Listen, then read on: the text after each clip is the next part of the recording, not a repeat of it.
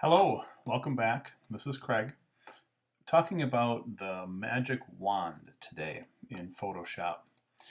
So if we go down to traditionally the quick selection tool is up first. Right underneath that, 4 tools down is the magic wand tool.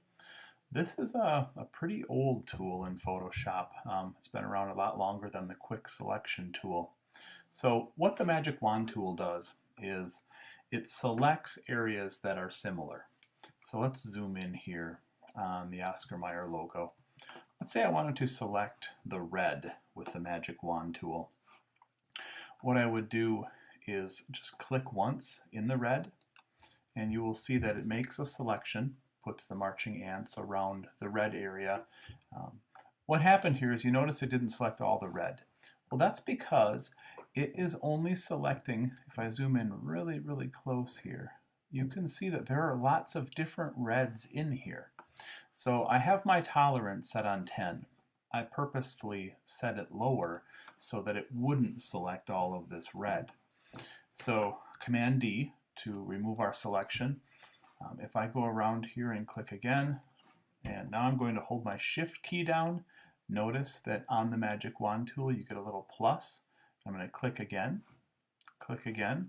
I can keep clicking around here and finding all of the different reds, and it gives me an okay selection. But if you look, the edges aren't really selected. Inside, some of the pixels here aren't selected. It's not really the best way to go about it. So what I'm going to do, let me zoom out just a little bit. I'm going to increase my tolerance. And basically the tolerance is just how many pixels outside of that one that you clicked on it will put into your selection. So I'm going to bump that up. Usually it's about 30, 32 is the default in Photoshop. Now when I click up here, notice I get a much larger area. So I'm going to Command D to take away that selection again. Let's bump it up to 40. Click again. Now I'm getting quite a bit, and it's even going out and kind of splitting that blur like I like to do. Down here there must be an odd red in here that it's not picking up. I can always hold my Shift key and click there, and I will get more of that. Excuse me. So that is using the tolerance to grab more and more pixels around the one that you click on. Now if I wanted to select the red in here at the same time, I would deselect contiguous. The contiguous basically selects something that is a continuation of that same shape. So as you see here, there's a white in between the Y, so it didn't grab the rest of this red. If I deselect contiguous, it is going to select those reds that it sees throughout my entire image. So I'll click on the red here again. And now you see that it's selecting the red inside of the type, even though there's a white border between them. It's coming over here and it's finding similar reds within that tolerance of a pretty high tolerance of 40. There's red down here that it's starting to select.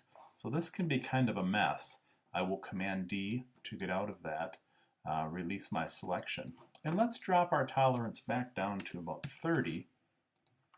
And now you see it's picking up less artifacts of red around the logo or outside of the logo, but still needs a couple of clicks inside here to get that same red.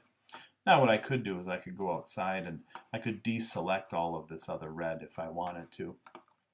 The contiguous is the button that I usually will leave on, and then I don't select quite so much.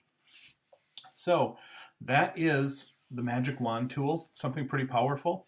I should also show you that when I select this, if I want to subtract from this, it's just like most of the other tools in Photoshop.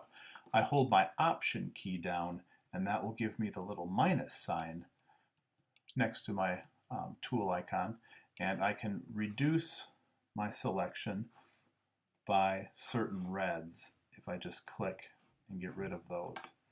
And again, I can add to these as well. Okay, thank you very much. That is the magic wand tool. I hope that helps.